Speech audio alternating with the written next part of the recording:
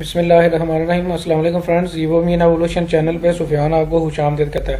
दोस्तों, आज की एक नई ज़बरदस्त वीडियो लेकर हाजिर हूँ जिसमें मैं आपको बताऊंगा कि जब आप आयरलैंड का वीज़ा अप्लाई करेंगे तो आपने ऑनलाइन वीज़ा एप्लीकेशन फॉर्म किस तरह से फिल करना है। दोस्तों, चाहे आप इंडिया से अप्लाई कर रहे हैं, चाहे पाकिस्तान से कर रहे हैं, चाहे बांग्लादेश से, आप एशिया के किसी भी कंट्री से अगर वीज़ा अप्लाई कर रहे हैं तो आपने इसी तरीका से वीज़ा एप्लीकेशन फॉर्म जो है वो उसको फिल करना होगा। बाकायदा जो है ये आप देख सकते हैं कि गवर्नमेंट ऑफ आयरलैंड की ऑफिशियल वेबसाइट है जहाँ पे मैं आपको लेके आया हूँ। बाकायदा वीज़ा एप्लीकेशन पूरा फॉर्म फिल करना आपको सिखाऊंगा। और दोस्तों, मैं आपको बताता चलूँ कि इससे पहले जो है मैं आयरलैंड पे एक वीडियो बना चुका हूँ जिसमें मैंने पूरे डॉक्यूमेंट्स की एक लाइव डेमो दी है कि आप जिस भी कैटेगरी में अगर आयरलैंड का वीज़ा अप्लाई करते हैं तो आपको कौन कौन से डॉक्यूमेंट्स की ज़रूरत होगी, उसकी पूरी डिटेल की एक लाइव वीडियो मेरी मौजूद है जिसका लिंक नीचे डिस्क्रिप्शन में मौजूद है, वो भी आप देख सकते हैं। दोस्तों, वीज़ा एप्लीकेशन फॉर्म को जितना अच्छे तरीके से आप समझेंगे कि आपने ऑनलाइन वीज़ा एप्लीकेशन फॉर्म को किस तरह से फिल करना है और कितने अच्छे तरीके से करना है, कौन से क्वेश्चन पे कौन सा जवाब देना है, तो जितने अच्छे तरीके से आप वीज़ा एप्लीकेशन फॉर्म को समझेंगे और अच्छे तरीके से फिल करेंगे तो बहुत ज़्यादा चांसेस हैं कि आपको आयरलैंड का वीज़ा लाजमी तौर पर मिलेगा। तो दोस्तों, आइए चलते हैं, आप स्टार्ट करते हैं वीज़ा एप्लीकेशन को। दोस्तों, ये आप देख सकते हैं online visa application before you apply, ये पूरी डिटेल दिखी हुई है और ये इसका लिंक भी मैं नीचे डिस्क्रिप्शन में दे दूंगा। इसको आपने अच्छे तरीके से सबको पढ़ के नीचे से आपने इसकी टर्म्स एंड कंडीशन को जो है वो एक्नॉलेज करना है और एक्नॉलेज करने के बाद आपने इस वाले ऑप्शन पे vast online visa application form वाली ऑप्शन जो आपको नजर आ रही है इस पर जो है वो आप जो है वो दोस्तों क्लिक करेंगे। क्लिक करने के बाद जो है ये अब आपको इस पेज पे लेके आया, इसमें आप जो है इसको कंटिन्यू पे जो है वो क्लिक करेंगे। कंटिन्यू पे दोस्तों जो ही आप क्लिक करेंगे तो आपने दोबारा जो है यहाँ पे इसको एक्नॉलेज करना होगा और वास्ट वीज़ा ऑनलाइन फॉर्म जो है इस पे जो है वो जाना होगा। इसमें दोस्तों सबसे पहले अब आपसे वो पूछ रहा है कि व्हाट टाइप ऑफ, एक दोस्तों मैं फॉर्म फिल करने से पहले आपको बताता चलूँ, जिन भी क्वेश्चन के साथ जो है ये स्टार रेड कलर का लगा होगा ये कंपलसरी है, उस वाले कॉलम को आपने लाजमी तौर पर फिल करना होगा। जैसे कि ये कॉलम जो है इसके साथ स्टार नहीं है, इसको आप हाली भी छोड़ सकते हैं और स्टार वाले कॉलम्स को आपने लाजमी तौर पर जो है वो फिल करना होगा। अब आपसे कह रहा है कि आपने कौन सा वीज़ा जो है वो अप्लाई करने जा रहे हैं, तो यहाँ पे जो है हम जो है शॉर्ट स्टे का, लेट्स सपोज हम शॉर्ट स्टे वाला वीज़ा की कैटेगरी जो है वो उसको जो है वो कर लेते हैं। आपने जिस भी कैटेगरी में अप्लाई करना होगा उस कैटेगरी में आप जो है वो अप्लाई करेंगे और आपने बाकायदा वहाँ पे उस ऑप्शन पे जो है वो टिक करना होगा।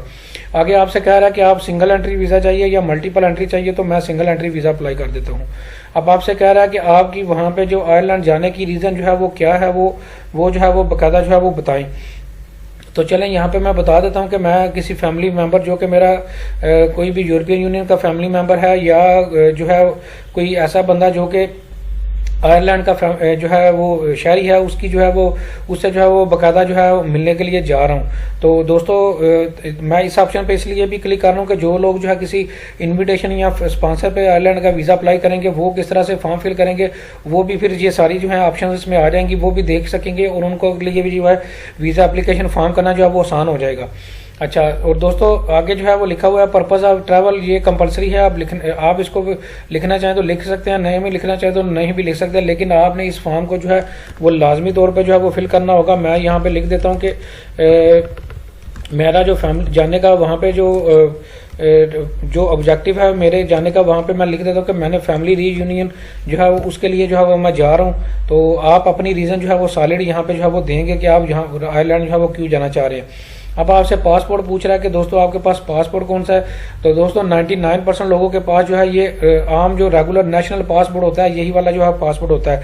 कुछ लोग जो डिप्लोमेटिक होते हैं, जो बाकायदा सफारतकार होते हैं, उनके पास ये पासपोर्ट होता है, या कुछ लोग ऐसे होते हैं जो कि ब्यूरोक्रेट होते हैं, उनके पास जो है सरकारी पासपोर्ट होता है, तो वो जो है इस सर्विस वाले पासपोर्ट पर जो है वो क्लिक करेंगे।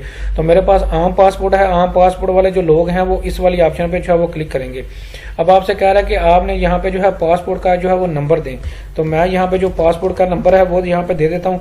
अब आपसे कह रहा है कि propose date you wish to enter and leave that, जो है आपसे पूछ रहा है कि आप जो है वो इंटर कब होंगे। आपने सबसे पहले इंटर होने की डेट, फिर आप जो है वहाँ से जो है वो वापस कब आएंगे उसकी जो है वो डेट जो है यहाँ पे दे दी होगी। तो मैं 1 मार्च 2021 को जो है टूर प्लान कर रहा हूँ कि मैं जाऊँगा और वापसी जो है मेरी जो है 20 दिनों की है, 20 दिनों के लिए ट्रिप है। तो मैं यहाँ पे लिख देता हूँ कि 21 मार्च 2021 को मैं जो है वो वापस आऊँगा। तो दोस्तों इसी तरीक़ा से आपने ये इस वाले फॉर्म को फिल करके सेव एंड कंटिन्यू वाली ऑप्शन जो आपको नीचे नज़र आ रही है इसको जो है वो फिल करना जो है टिक करना होगा। अच्छा, आगे आ जाते हैं दोस्तों। सबसे पहले आपसे जो है वो ये सर नेम पूछ रहा है। सर नेम में मैं आपको बताता चलूँ कि सर नेम जो होता है वो आपका नाम का वो वाला हिस्सा होता है जो आपके नाम के एंड पे लगता है। मिसाल के तौर पर मेरा नाम अगर अहमद भट्ट है तो भट्ट मेरा सर नेम है और फोर नेम मेरा अहमद है। इस तरह इसके अलावा अगर आपका कोई और नाम भी मौजूद है तो वो भी आप नीचे दे सकते हैं, अदरवाइज आपने यही दो जो है वो हमने फिल करने होंगे। इसी तरह दोस्तों अब आपसे डेट ऑफ बर्थ पूछ रहा है। सबसे पहले आपने डे लिखना होगा, फिर आपने जो है वो मंथ लिखना होगा, फिर आपने जो है वो ईयर जो है वो देना होगा। तो मैं यहाँ पे डेट ऑफ बर्थ जो है वो डाल देता हूँ। अब आपसे जेंडर पूछ रहा है, जेंडर आप यहाँ पे देंगे। अब आपसे कंट्री ऑफ बर्थ पूछ रहा है कि आप पैदा कहाँ पे हुए थे, तो मैं पाकिस्तान से अप्लाई कर रहा हूँ और पाकिस्तान में ही पैदा हुआ तो पाकिस्तान दूंगा। करंट नेशनलिटी आपसे पूछ रहा है, करंट नेशनलिटी भी मेरे पास पाकिस्तान की ही है। अब आपसे कह रहा है कि इस वक्त आप कहाँ पे जो है वो मौजूद हैं, तो मैं पाकिस्तान में ही मौजूद हूँ, तो मैं जो है पाकिस्तान का ही जो है वो यहाँ पे नाम दूंगा। अब दोस्तों ये पूरी डिटेल हमने फिल कर चुके हैं। अब आपसे करंट एड्रेस पूछ रहा है कि दोस्तों करंट एड्रेस से मुराद ये है कि आपने जो है अपना जो रेजिडेंशियल एड्रेस है, जो घर का परमानेंट एड्रेस है, वो यहाँ पे जो है वो देना होगा। तो मैं यहाँ पे जो परमानेंट एड्रेस है अपने घर का जो है वो यहाँ पे जो है वो दे देता हूँ। आप एड्रेस देने के बाद जो है आपने बकायदा टेलीफोन नंबर अपना जो है वो देना होगा। यहाँ पे मैं अपना टेलीफोन नंबर भी दे देता हूँ।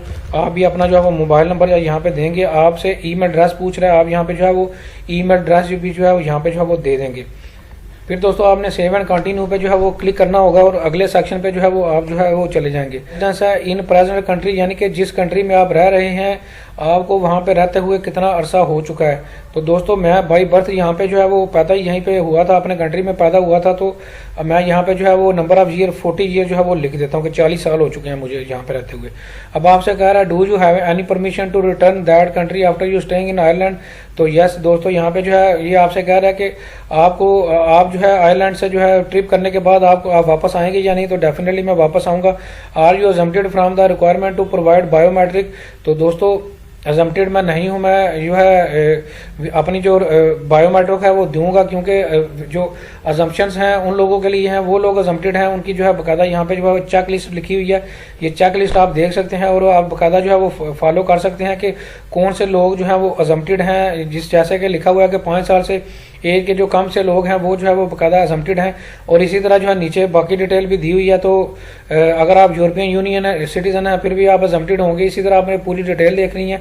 तो जो बंदा पाकिस्तान, इंडिया या बांग्लादेश या एशिया से अप्लाई कर रहा है, उसके पास कोई और नेशनलिटी भी नहीं है, तो वो नो वाली ऑप्शन पे जो है वो क्लिक करेगा, क्योंकि वो एग्जम्प्टेड नहीं है बायोमेट्रिक से। Have you applied for Irish visa before, आपने पहले आयरिश वीज़ा अप्लाई किया हुआ या नहीं। तो मैं नो पे क्लिक करता हूँ। चलें यस भी एक दफ़ा करके देख लेते हैं, शायद कोई ये आगे फर्दर ऑप्शन दे। तो ये ऑप्शन नहीं दे रहा, तो हम नो पे ही क्लिक करते हैं। Have you ever bin issued with N Irish visa prevalence before. तो पहले हमें वीज़ा भी इशू नहीं हुआ। अगर आपको हुआ तो फिर आपने यस करके नीचे जो है बकायदा जो है वो डिटेल देनी होगी कि उसका जो लोकेशन बतानी होगी, ट्रांजेक्शन नंबर और ईयर बताना होगा कौन से साल को आपको इशू हुआ था। तो मुझे पहले इशू नहीं हुआ आयरलैंड का वीज़ा, तो मैं नो पे टिक करूँगा। अब आपसे कह रहा है have you ever bin refused Irish visa. तो अगर ऑलरेडी आपका रिफ्यूज़ हो चुका है तो आप यस करके नीचे जो है उसकी बकायदा ये पूरी डिटेल देंगे कि आपका रिफ्यूज़ल नंबर, रेफरेंस नंबर, सारी डिटेल देनी होगी। तो मेरा पहले रिफ्यूज़ भी जो है वो नहीं हुआ, मैं पहली दफ़ा ही जो है वो अप्लाई कर रहा हूँ। अच्छा, आगे आपसे कह रहा है have you ever bin in the Ireland before, कि आप पहले जो है आयरलैंड गए हैं या नहीं। तो मैं दोस्तों नहीं गया, तो जो है मैं नो पे टिक करूंगा। अगर आप जा चुके हैं तो फिर आपने यस पे टिक करके नीचे डिटेल देनी होगी कि आपका वहां पे जाने का पर्पस क्या था, और बाकी डिटेल भी जो है यहाँ पे जो है वो देनी होगी। तो मैं जो है पहले आयरलैंड नहीं गया, इसलिए मैं नो पे ऑप्शन पे टिक किया।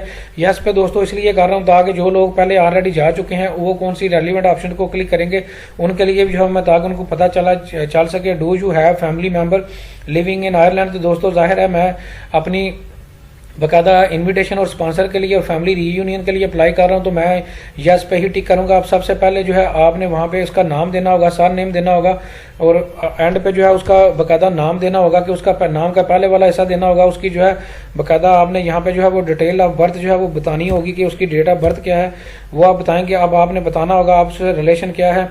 तो दोस्तों मैं लिख देता हूँ कि एक्सटेंडेड फैमिली पार्टनर, अदर कोई भी आपकी, मैं लिख देता हूँ कि वो मेरा फैमिली मेंबर है, तो फैमिली मेंबर लिख देता हूँ। आगे आपसे पूछ रहा है कि department of the justice reference number of the family member.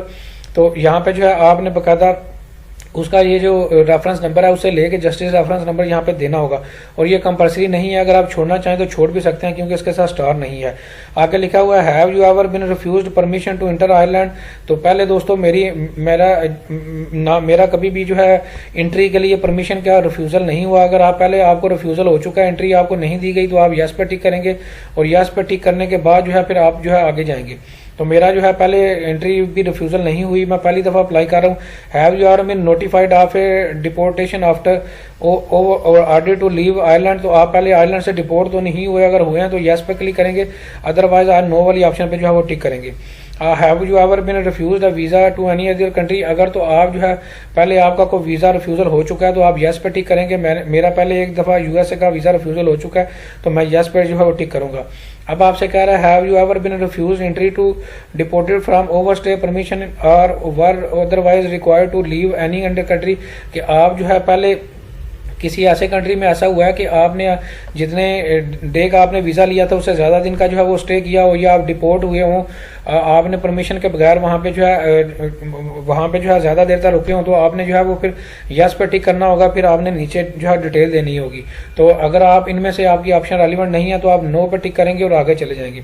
अब आपसे कह रहा है कि have you any criminal convicted in any country.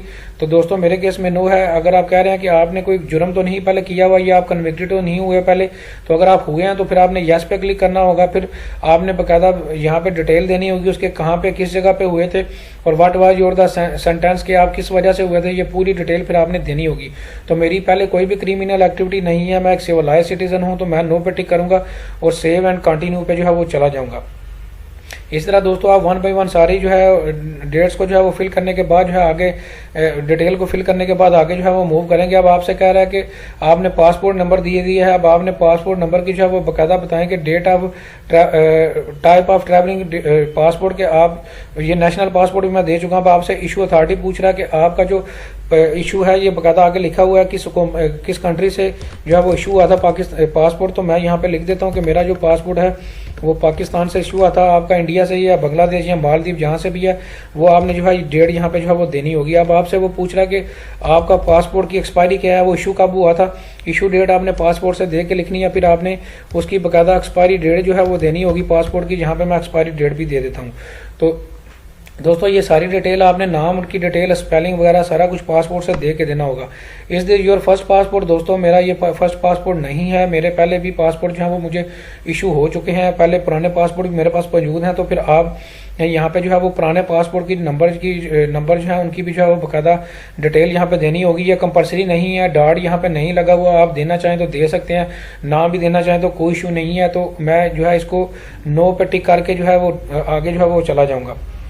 अगर आपके पास पहला पासपोर्ट है तो फिर आप जस्ट यस पे क्लिक करेंगे। अब आपसे कह रहा है are you currently employed in your country of resident. तो डेफिनेटली मैं एम्प्लॉय हूँ, जॉब करता हूँ। अगर आप यहाँ पे बिजनेसमैन है तब भी आप इस ऑप्शन पे जो है वो टिक करेंगे। अब आपसे जो है करंट एम्प्लॉय के बारे में पूछ रहा है, तो करंट एम्प्लॉय आप किस कंपनी में है या किस जगह पे आप जॉब करते हैं। तो मैं यहाँ पे लिख देता हूँ कि मैं फिलिप्स प्राइवेट लिमिटेड में जो है वो जॉब करता हूँ।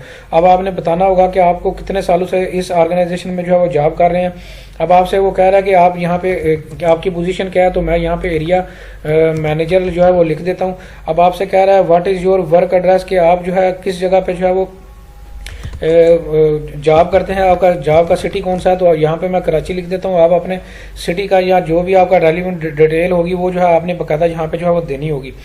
अब आपसे दोस्तों नीचे आपने बकायदा एड्रेस देना होगा कि what is your work address. आपने जो है वो वर्क एड्रेस यहाँ पे जो है आपने दे दिया। वर्क एड्रेस से दोस्तों मुराद यही है कि आपकी जो कंपनी या ऑर्गेनाइजेशन है वो किस जगह पे जो है वो बेस है, उसकी डिटेल जो है आपने अपने यहाँ पे जो है बकायदा डिटेल देनी होगी। जहाँ पे आप जॉब करते हैं सिटी का नाम देना होगा या उस ऑर्गेनाइजेशन का जो है वो डिटेल जो है यहाँ पे जो है देनी होगी।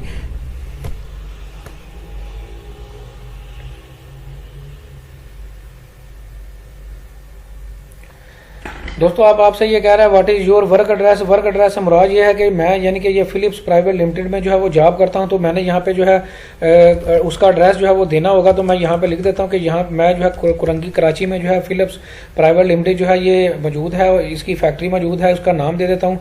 आगे आपने यहाँ पे जो है बाकायदा उस ऑर्गेनाइजेशन का जो है वो नंबर वगैरह वो सारी डिटेल जो है वो देनी होगी। इसी तरह आपने बाकायदा उस ऑर्गेनाइजेशन का यहाँ पे जो है वो ईमेल एड्रेस भी देना होगा। दोस्तों एक चीज़ का बड़ा ख्याल रखिएगा, यहाँ पे आप जो भी अपनी कंपनी ये फैक्ट्री या ऑर्गेनाइजेशन का नंबर देंगे, ये नंबर वो वाला होना चाहिए जहाँ पे से आपकी बाकायदा वेरिफिकेशन हो सके। अगर एम्बेसी वहाँ पे कॉल करे तो वो आपकी बाकायदा वेरिफिकेशन जो है वो दे सके कि ये बंदा वाकई हमारा एम्प्लॉई है या हमारे पास जॉब करता है और इसका नाम ये है, वो पूरी डिटेल जो है वो आपकी बता सके। और दोस्तों यहाँ पे मैं एक और चीज़ आपको इस स्लाइड में बताता चलूँ, जो बिजनेसमैन है वो यहाँ पे यस करके अपने बिजनेस का नाम यहाँ पे देंगे, फिर अपने बिजनेस की डिटेल जो है यहाँ पे अपने बिजनेस का एड्रेस देंगे, बिजनेस का नंबर और बिजनेस का ईमेल जो है वो एड्रेस भी यहाँ पे देंगे। तो जॉब वाले लोग जॉब की डिटेल देंगे और बिजनेस वाले लोग बिजनेस की यहाँ पे डिटेल जो है देंगे। और जो अब आपसे वो कह रहा है are you currently a student in your country. तो दोस्तों अगर तो आप स्टूडेंट हैं तो फिर आप यस पे जो है वो टिक करेंगे। फिर आपने नीचे अपने स्कूल कॉलेज का एड्रेस और उस स्कूल कॉलेज का पूरी डिटेल जो है उसका एड्रेस जो है वो देना होगा। तो मैं जो है नो पे टिक कर देता हूं चूंकि मैं जॉब करता हूं। तो दोस्तों इस वाले पोर्शन में जो है आपने अपनी एम्प्लॉयमेंट या जॉब के रेलिवेंट या स्टूडेंट है तो स्टूडेंट के रेलिवेंट डिटेल जो है वो देनी होगी। और डिटेल जो है वो देने के बाद आप सेव एंड कंटिन्यू पे जाएंगे। अब आपसे कह रहा है कि will you be travel with any other person, for example business colleague, family member, group. अगर तो आप किसी और दोस्त, फैमिली मेंबर, कोलीग या ऑर्गेनाइजेशन के साथ जा रहे हैं तो फिर आपने उसका यहाँ पे बाकायदा नाम देना होगा, उसे आपका रिलेशन क्या है वो देना होगा। और बाकायदा अगर इसे एक से ज़्यादा लोग हैं उनकी डिटेल जो है वो देनी होगी। तो मैं कह देता हूँ कि मैंने अकेले ही ट्रैवल करना है, मेरे साथ कोई और बंदा जो है वो ट्रैवल नहीं कर रहा, तो फिर इसको सेव एंड कंटिन्यू पे जो है वो मैं टिक करूँगा। दोस्तों सेव एंड कंटिन्यू की ऑप्शन नीचे भी मौजूद है, आगे ऊपर भी मौजूद है, जहाँ से भी आप टिक करना चाहें कर सकते हैं। हाँ जी दोस्तों, तो अब जो है ये अब आपसे कह रहा है कि आपकी ये जो वीज़ा एप्लीकेशन है ये 30 दिन तक जो है वो हमारे सर्वर पे सिस्टम में जो है वो सेव रहेगी। अगर आप दोबारा भी इसको जो है वो कुछ हिस्सा सेव करने के बाद बाकी फॉर्म जो है वो बाद में अगर फिल करना चाहते हैं तो फिल कर सकते हैं। जस्ट आपने ये जो नीचे रेड कलर का रेफरेंस नंबर है ये आप अपना दे के दोबारा अपनी वीज़ा एप्लीकेशन जो है दोबारा वहीं से स्टार्ट कर सकते हैं जहाँ से आपने छोड़ी होगी। अच्छा, अब आपसे दोस्तों कह रहा है कि contact details for contact in Ireland, कि आप आयरलैंड में किस जगह पे जो है वो रुकेंगे। यानी कि यहाँ पे अब आप जो है वो बाकायदा बताएंगे कि आपने वहाँ पे जो है किस होटल में जो है वो रहेंगे, या किस, अगर होटल आपके पास मौजूद नहीं है तो आप किस एड्रेस पे वहाँ पे जो है वो रहेंगे। और यहाँ पे जो है आपने फिर बाकायदा वो नंबर भी जो है उसका देना होगा। अगर तो आपके पास इनविटेशन या स्पॉन्सर मौजूद है तो फिर आपने यहाँ पे अगर उस बंदे के घर के एड्रेस पे आप रहेंगे तो यहाँ पे आपने उस बंदे के घर का एड्रेस पूरी डिटेल देनी होगी और उसका कॉन्टैक्ट नंबर यहाँ पे जो देना होगा। अगर आपके पास इन्विटेशन स्पॉन्सर मौजूद नहीं है या मौजूद भी है, आप होटल में रहना चाहते हैं, तो फिर आपने यहाँ पे होटल की सारी डिटेल देनी होगी। अब आपसे कह रहा है कि is the contact host in the Ireland personally know to you, यानी कि आपको जो बंदा बुला रहा है जिसकी जो है ये आपने जो है ये डिटेल दी है जहाँ पे आप रहेंगे, ये आपको जानता है या नहीं। तो दोस्तों आपने यहाँ पे फिर अगर तो वो आपको डेफिनेटली जानता होगा, अगर आपके पास इनविटेशन या स्पॉन्सर मौजूद है, फिर आपने बाकायदा उसका जो है यहाँ पे नाम देना होगा, उसका फैमिली नंबर देना होगा, उसकी नेशनलिटी या ऑक्यूपेशन बताना होगा, उसका आपसे रिलेशन क्या है वो पूरी डिटेल आपने यहाँ पे जो है देनी होगी। तो मैंने चूंकि यहाँ पे होटल का एड्रेस दे दिया है और मैं जो है इस ऑप्शन पे नो पे टिक करूंगा। अगर आपके पास इनविटेशन या स्पॉन्सर मौजूद है फिर आपने ये वाला हाना भी जिस बंदे के पास आप जा रहे हैं उसे ये पूरी उससे वो डिटेल सारी आप एडवांस जो है लेके नोट करके लिख लेंगे फिर और रख लेंगे और उसको जो है यहाँ पे जो है वो देंगे। और देने के बाद आपने जो है इसको कंटिन्यू सेव एंड कंटिन्यू वाली ऑप्शन पे जो है वो चले जाएंगे।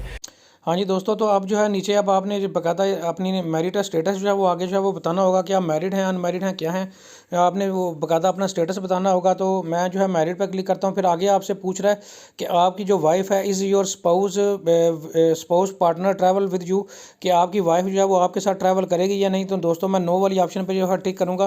फिर आगे दोस्तों आपसे पूछ रहा है कि आपके नंबर ऑफ़ चिल्ड्रन कितने हैं। आपने जो है वो खाने में जो है वो बकायदा बच्चों की तादाद बतानी होगी, 1 2 3 जितने भी आपके बच्चे हैं वो आपने तादाद बतानी होगी।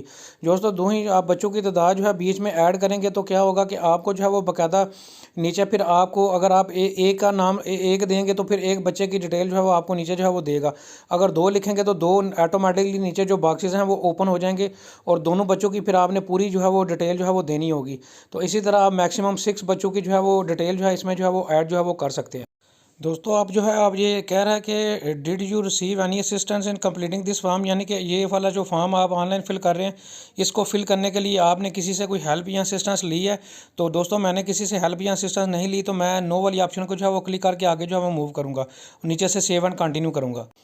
दोस्तों आप जो ही सेव एंड कंटिन्यू करेंगे अब आपको ये पूरा डिक्लेरेशन जो है वो दिखाएगा कि आपने इसको अच्छे तरीके से जो है वो इस डिक्लेरेशन को केयरफुली पढ़ लेना है। और केयरफुली पढ़ने के बाद जो है नीचे से फिर आपने जो है इसको नीचे जो आपको ऑप्शन जो नज़र आ रही है आई एक्सेप्ट, इस वाली को एग्री करके आपने जो है वो नीचे जो है वो क्लिक करके आगे जो है वो सेव एंड कंटिन्यू वाली ऑप्शन को जो है वो क्लिक करना होगा। दोस्तों जो ही आप इसको सेव एंड कंटिन्यू वाली ऑप्शन पे जो है वो क्लिक करेंगे तो कुछ इस तरह से इंटरफेस जो है आपके सामने जो है वो ओपन हो जाएगा। यहाँ से अब आपको जो है वो ऑप्शन नज़र आ रही है view and print summary sheet. जो ही दोस्तों आप जो है इस पर क्लिक करेंगे तो पूरा वीज़ा एप्लीकेशन फॉर्म जो आपने शुरू से लेके स्टार्ट तक एंड तक जितना भी वीज़ा एप्लीकेशन फॉर्म जो है ए से लेके जेड तक फिल किया था वो पूरा वीज़ा एप्लीकेशन फॉर्म आपके सामने जो है वो ओपन होके जो है वो आपको जो है वो पूरा जो है प्रीव्यू जो है वो नज़र आ जाएगा। जो ही दोस्तों आपको जो है ये प्रीव्यू नज़र आएगा फिर आपने क्या करना होगा कि आपने बाकायदा इस वीज़ा एप्लीकेशन फॉर्म को जो है वो डाउनलोड कर लेना है। और डाउनलोड करने के बाद जो है बाकायदा ये नीचे आपको जो है वो नज़र आ रहा है, यहाँ पे आपने जो है वो बाकायदा साइन करने होंगे और नीचे जो है वो डेट डालनी होगी। दोस्तों साइन और डेट जो है वो डालने के बाद जो है आपने इसका प्रिंट आउट पहले लेंगे, उसके बाद डेट और साइन करेंगे। दोस्तों इस वीज़ा एप्लीकेशन फॉर्म का प्रिंट आउट लेने के बाद और बाकी डॉक्यूमेंट्स जो आपको चाहिए होंगे आयरलैंड के वीज़ा के लिए, उन सभी डॉक्यूमेंट्स की पूरी फाइल कंप्लीट करके फिर आपने जो है वो बाकायदा वीज़ा एप्लीकेशन फॉर्म को जो है वो प्रोसीड करना होगा। तो दोस्तों ये पूरा वीज़ा एप्लीकेशन प्रोसेस जो है वो मैं आपको वीज़ा एप्लीकेशन फॉर्म आयरलैंड के बारे में जो है वो ए से लेकर जेड तक जो है वो बता चुका हूँ। इसके अलावा भी आपका कोई क्वेश्चन हो तो आप कमेंट सेक्शन में मेरे से पूछ सकते हैं। Thank you very much.